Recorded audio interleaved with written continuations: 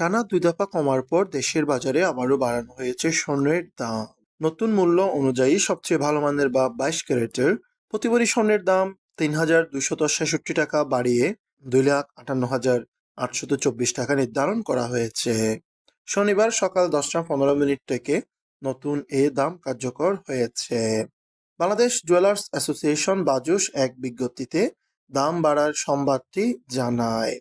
বিজ্ঞপ্তিতে জানানো হয়, স্থানীয় বাজারে তেজাবি স্বর্ণের দাম বেড়েছে, ফলে সার্বিক পরিস্থিতি বিবেচনায় স্বর্ণের নতুন দাম নির্ধারণ করা হয়েছে।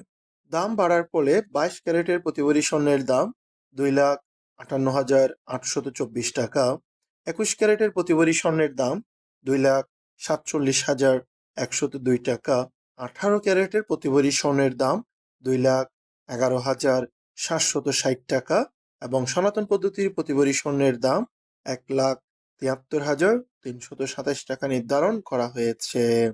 স্বর্ণের দামের পাশাপাশি বাড়ানো হয়েছে রূপার দামও।